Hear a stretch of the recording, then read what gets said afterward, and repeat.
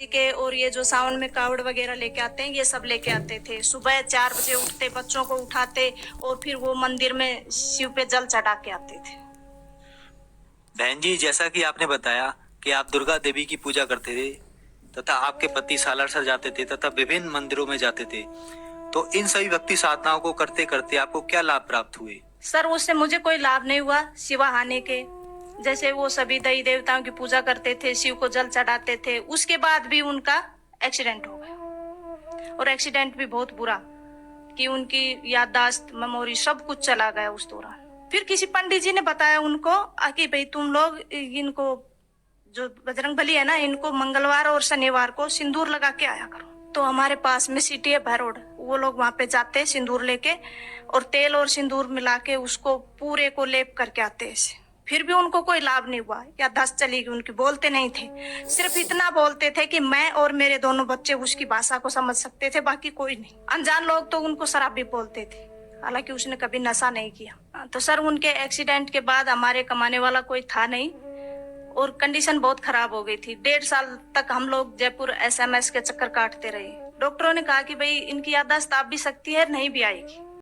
चलो छोड़, भगवान जो करता है जो अच्छा ही करता है। फिर क्या हुआ कि हालत इतनी खराब हो गई, जो भी थोड़ा बहुत पैसा था हमारे पास, जमीन जायदाद है नहीं, वो उनकी बीमारी में लग गई। बच्चों को पढ़ाने के लिए हमारे पास कुछ था नहीं, सरकारी स्कूल में बच्चे जाते थे। हमें एक तरह से सड़क पे आ गए थे, हमारे पास खाने पीने के लिए कुछ भी नहीं था। जैसे तैसे करके हम लोग अपना काम चलाते थे। बहुत बुरी कंडीशन हो गई थी, किसी से उधार मांगते कोई देता भी नहीं था। सब लोग बोलते थे कहां से देगा, ये तो पागल हो गया, मेंटल हो गया। और हकीकत में मेंटल हो गया था वो, क्योंकि याददाश्त चली गई थी उनकी। डॉक्टरों ने मना कर दिया था कि नहीं बोलेगा ये। फिर उसके बाद एक पंडित ने उसको बताया कि इसको कुत्ता और खाएगा। हकीकत में ऐसा ही हुआ, कुत्ता भी खा गया उसको। तो मैं उस पंडित के पास दोबारा गई। उससे पहले मैं पंडित लोगों को नहीं मानती थी। दुर्गा को तो मैंने उसी दिन छोड़ दिया था जिस दिन उसका एक्सीडेंट हुआ था। अगर माँ होती कहीं पे, दुर्गा माँ होती, तो इनका एक्सीडेंट नहीं होता आज। और वो भी मैंने नवरात्रा कर रखे हैं उस दौरान।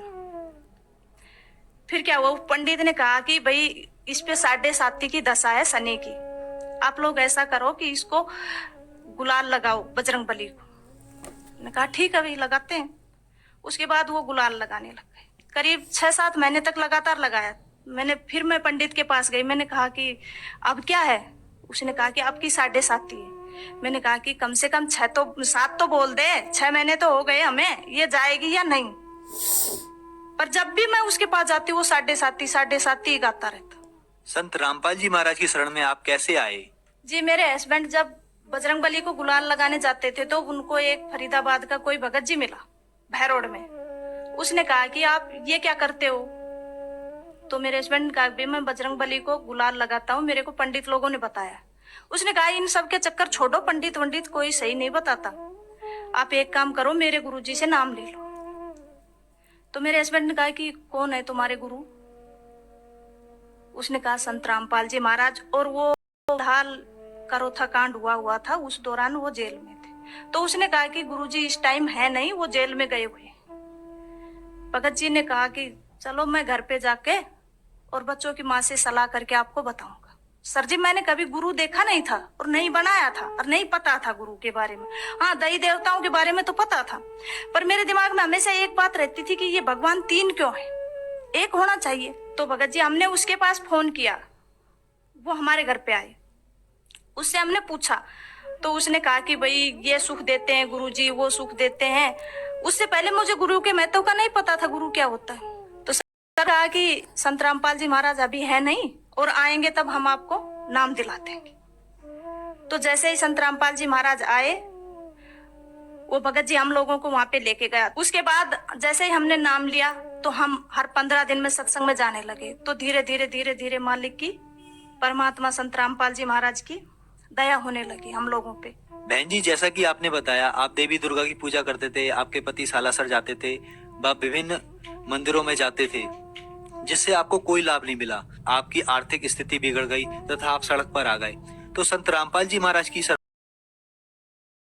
सर, हम संत रामपाल जी महाराज की शरण में गए, उसी दिन से हम लोगों को लाभ होने शुरू हो गए। मेरे हस्बैंड का एक्सीडेंट हुआ तो हमारी जिंदगी तो नरक हो ही गई थी। पर उसके बाद जैसे ही उन्होंने संत रामपाल जी महाराज से नाम दीक्षा ली, धीरे धीरे उनकी स्थिति सुधरती आ गई। आज उनकी आवाज भी बिल्कुल ठीक है। संत रामपाल जी महाराज की दया से उनको कोई नहीं कह सकता कि इनका कभी एक्सीडेंट भी हुआ था। और वो ज्यादातर भगवान के सेवा में ही रहते। बच्चों को स्कॉलरशिप मिल गया, वहाँ पे बच्चों की पढ़ाई फ्री हो गई। उसके बाद बच्चों ने +2 की, +2 के बाद लड़की को स्कॉलरशिप मिल गया, उसने इंजीनियरिंग की। बेटे को अब पैसे तो हमारे पास थे नहीं, पैसे कहाँ से दे, तो हमने बैंक से लोन उठाया। मालिक की दया, संत रामपाल जी महाराज की दया से हमारा लोन तुरंत क्लियर हो गया। जैसे ही मेरे बच्चे ने, लड़के ने मेरे ने 2 साल तक बीटेक की, उसके बाद उसने एनडीए का फॉर्म भर दिया, उसने एग्जाम दिया। एग्जाम देने के बाद में संत रामपाल जी महाराज परमात्मा की इतनी दया हुई कि उसका सिलेक्शन हो गया। बाकी ऐसी किस्मत कहाँ है कि एक गरीब का बच्चा जो सड़क छाप था वो उसका एनडीए में सेलेक्ट हो जाए, पर वो भी संत रामपाल जी महाराज की दया थी। अच्छा, उसके बाद उसका इंटरव्यू हुआ बेंगलोर, 14 दिन चला। इंटरव्यू में वो 13 दिन क्लियर कर दिए, 14 दिन वो रह गया हल्का सा मेडिकल में। उसने वहां से फोन किया कि माँ मैं इंटरव्यू में रह गया। मैंने कहा बेटे घर पे आ जाओ। घर आ गया। मैंने कहा कि तुम वहां पे जाओ, अपने परमात्मा के पास, संत रामपाल जी महाराज के पास जाओ। वो वहां पे गए तो मालिक ने कहा बेटा चिंता मत कर। तो उनका वो दिल्ली में मेडिकल क्लियर हो गया। फिर उसने कहा माँ अब क्या करूं। मैंने कहा बेटा फिर जाओ परमात्मा संत रामपाल जी महाराज के पास। बच्चे ने कहा कि गुरुजी मेरा ज्वाइनिंग लेटर, क्योंकि मैं सबसे पीछे रह गया, बाकी सब बच्चे चले गए। गुरुजी ने कहा बेटा तू घर जा। वो आया वहां से, आते ही तीसरे दिन मालिक की दया से उसका को लेटर आ गया। भगत जी 2016 में 4 साल की उसकी ट्रेनिंग चली, उसके बाद क्लियर किया और राष्ट्रपति गोल्ड मेडल। 2500 बंदों में सिर्फ एक भगत जी, मेरे भगत जी और मैं वहां पे गए केरला एजीमाला। वहां पे जाने के बाद जैसे हमने देखे 2600 एकड़ में अकेडमी है, वो पूरी अकेडमी में संत रामपाल जी महाराज की दया से मेरे बेटे के पोस्टर लगे हुए थे। जहां भी देखे लेफ्टिनेंट केवल कृष्ण की आवाज। सर पूछो मत, मेरे भगत जी वहां पे रोने लग गए। मालिक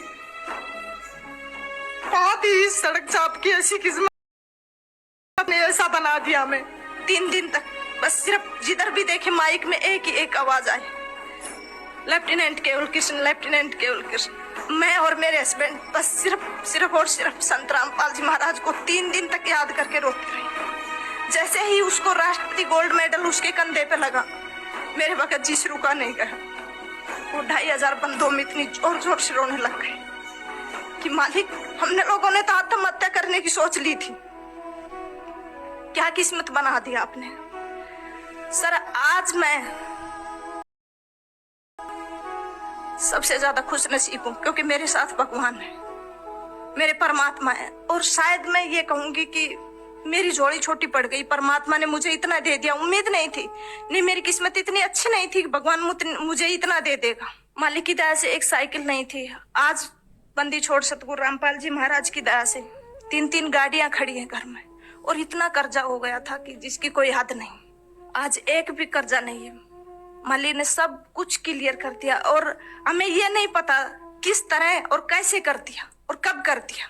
सर आज हम संत रामपाल जी महाराज की दया से घर में कोई कलह नहीं है, मालिक की दया सिर्फ और सिर्फ भक्ति है। दोनों बच्चे अपनी अपनी जगह